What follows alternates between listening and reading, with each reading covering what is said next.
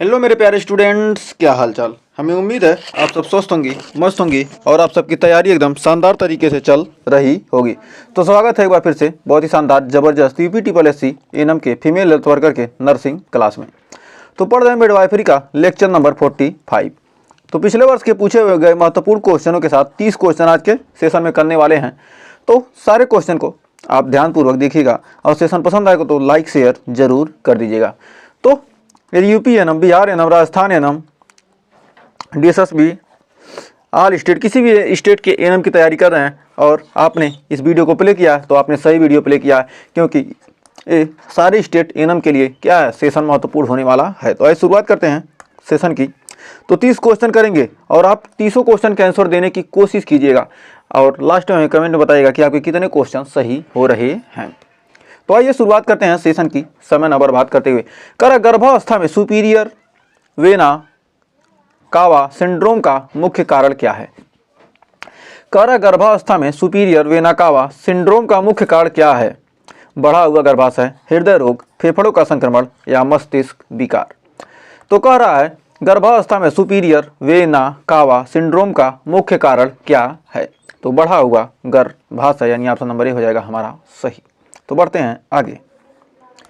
Fetal distress का सबसे विश्वसनीय संकेत क्या है? मात्र हृदय गति में वृद्धि, मेकोनियम युक्त एमनियोटिक द्रव, माता का बुखार, गर्भाशय संकुचन में कमी। तो फीटल डिस्ट्रेस का सबसे विश्वसनीय संकेत क्या है? तो फीटल डिस्ट्रेस का सबसे विश्वसनीय संकेत है मेकोनियम युक्त एमनियोटिक द्रव। तो बढ़ते हैं आगे। अगला क्वेश्चन कह रहा है गर्भावस्था के दौरान हाइपोथायराइडिज्म का सबसे सटीक निदान किससे होता है? TSH टेस्ट या HbA1c टेस्ट या यूरिन प्रोटीन टेस्ट या ब्लड प्रेशर। तो कह रहा है गर्भावस्था में के दौरान हाइपोथायराइडिज्म का सबसे सटीक निदान किससे होता है? तो हमारा TSH टेस्ट से। नेक्स्ट कह रहा पोस्टपार्टम एक्लेम्पसिया सामान्यतः प्रसव के कितने समय बाद तक हो सकता है? 24 घंटे, 48 घंटे, 6 सप्ताह, 3 महीने। तो कह रहा है पोस्टपार्टम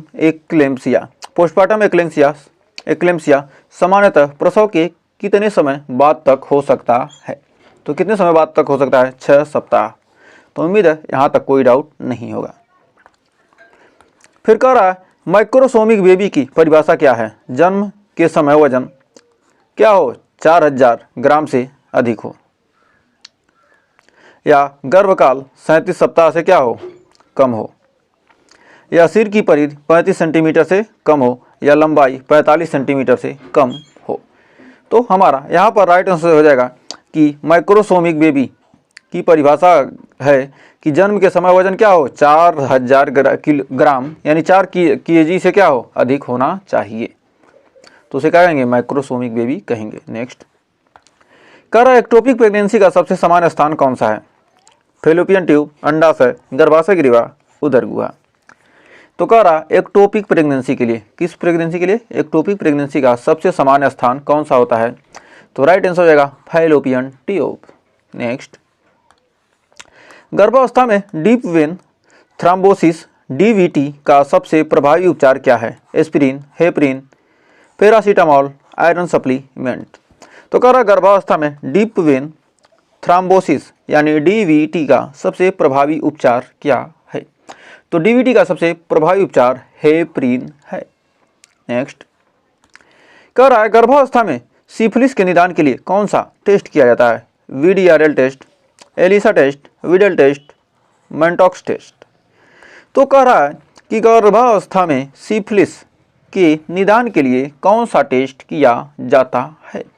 तो हमारा VDRL test, Widal test. Next कह रहा है गर्भावस्था में अस्थमा के उपचार में प्राथमिक दवा कौन सी है? साल्बुटामॉल इन्हेलर, या पेनिसिलिन, या स्टेरॉइड टेबलेट, या आयरन सेप टेबलेट। तो कह रहा है गर्भावस्था में किसके इलाज के लिए? अस्थमा के उपचार के लिए प्राथमिक दवा, प्राइमरी मेडिसिन कौन सी है? तो कह रहा है गर्भावस्था में अस्थमा के उपचार के लिए प्राथमिक दवा कौन सी है? तो प्राथमिक दवा हमारी कौन सी है किसके लिए? अस्थमा के उपचार के लिए। तो हमारा साल्बुटामॉल इन्हेलर है। नेक्स्ट कह रहा है गर्भावस्था में प्लेसेंटा एक्रेटा का मुख्य जोखिम कारक क्या है? पूर्व सीजेरियन डिलीवरी, उच्च रक्तचाप, मधुमेह, एनीमिया। तो कह रहा है गर्भावस्था में प्लेसेंटा एक्रेटा का मुख्य जोखिम कारक क्या है। प्लेसेंटा एक्रेटा का मुख्य जोखिम कारक है हमारा पूर्व सीजेरियन डिलीवरी। तो बढ़ते हैं आगे। तो अगला क्वेश्चन कर रहा, नवजात शिशु में हाइपोग्लाइसीमिया का स्तर क्या होता है। लेस देन 40 mg पर DL या लेस देन 60 mg पर DL या लेस देन 80 mg पर DL या लेस देन 100 mg पर DL। तो कितना होना चाहिए नवजात शिशु में हाइपोग्लाइसीमिया का स्तर क्या होता है। नवजात शिशु में हाइपोग्लाइसीमिया का स्तर होता है लेस देन 40 mg पर DL से क्या होना चाहिए, कम होना चाहिए। नेक्स्ट कह रहा गर्भावस्था में चिकनगुनिया का सबसे गंभीर प्रभाव क्या हो सकता है। भ्रूण संक्रमण, मातृ एनीमिया, उच्च रक्तचाप, मधुमेह।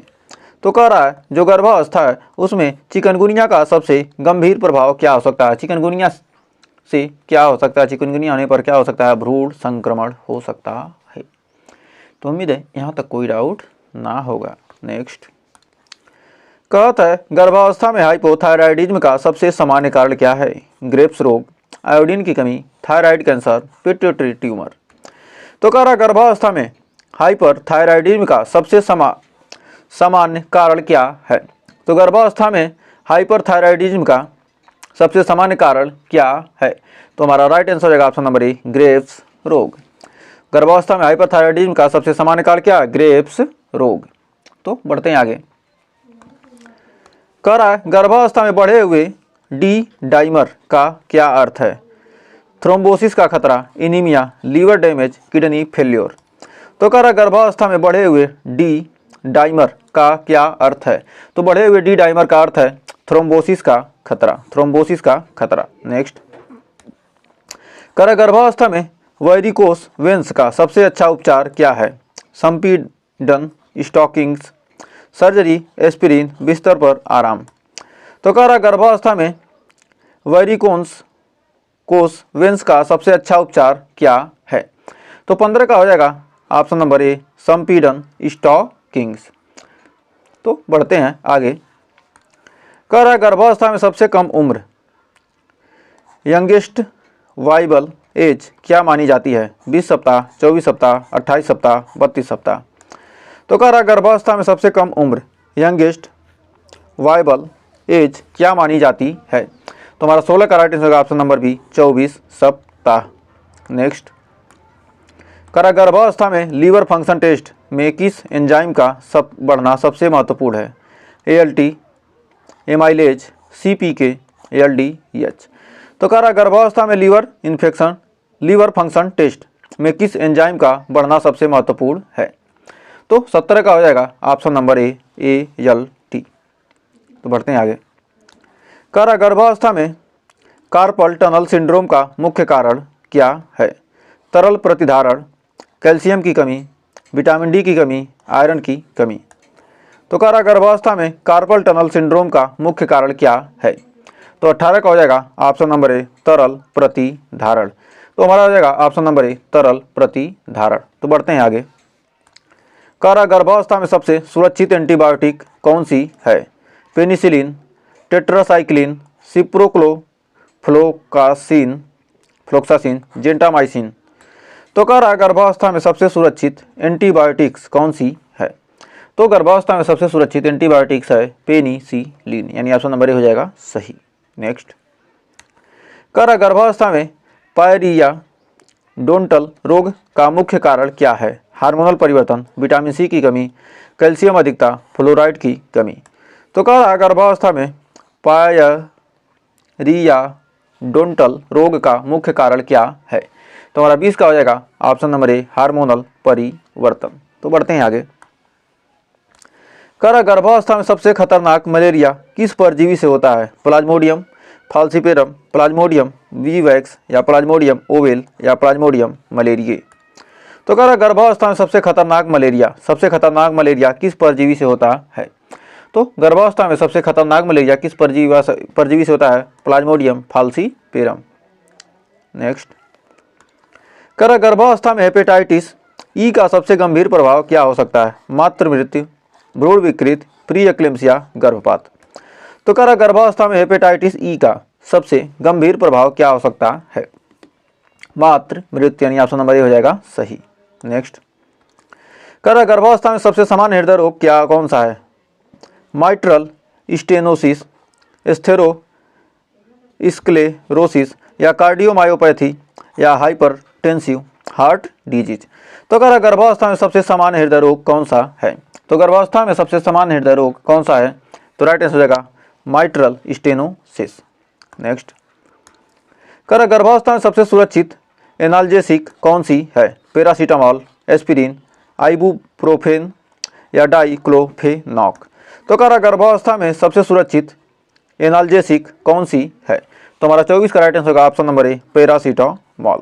नेक्स्ट, गर्भावस्था में प्लाज्मा आयतन कितने प्रतिशत तक बढ़ जाता है? 20%, 40%, 50%, 70%। तो गर्भावस्था में प्लाज्मा आयतन कितने प्रतिशत तक बढ़ जाता है? तो हमारा 25 का राइट आंसर होगा ऑप्शन नंबर सी 50% तक।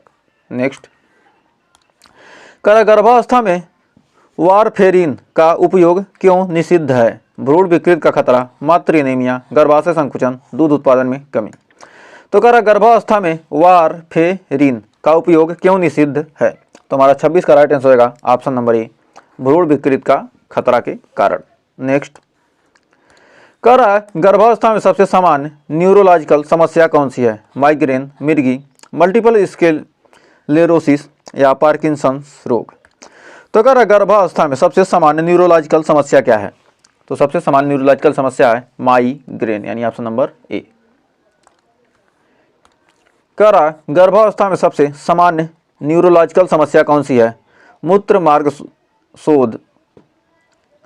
शोथ या मूत्राशय शोथ या मूत्र असंयमिता या गुर्दे की पथरी।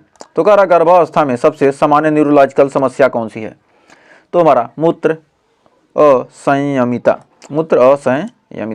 क्या न्यूरोलॉजिकल समस्या है। नेक्स्ट, गर्भावस्था में सबसे सामान्य त्वचा परिवर्तन कौन सा है? लाइनिया नाइग्रा, सोरायसिस, एक्जिमा, मुहासे।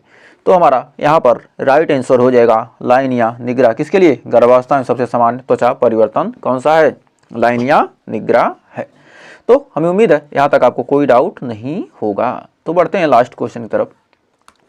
गर्भावस्था में सबसे सामान्य हेमटोलॉजिकल समस्या कौन सी है? आयरन की कमी से anaemia, thalassaemia, sickle cell anaemia या हीमोफीलिया। तो गर्भावस्था में सबसे सामान्य हेमेटोलॉजिकल समस्या कौन सी है? तो हमारा हो जाएगा ऑप्शन नंबर ए आयरन की कमी से एनीमिया। तो आयरन की कमी से कौन सा रोग? एनीमिया। गर्भावस्था में क्या है? सबसे सामान्य हेमेटोलॉजिकल समस्या है।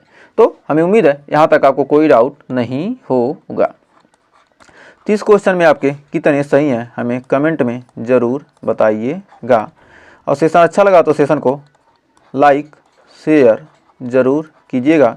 और अभी तक आपने चैनल को सब्सक्राइब नहीं किया तो सब्सक्राइब ज़रूर कर लें। तो आज के लिए बस इतना ही। मिलेंगे नेक्स्ट वीडियो में कुछ और क्वेश्चन साथ, कुछ और टॉपिक के साथ। तब तक के लिए टेक केयर।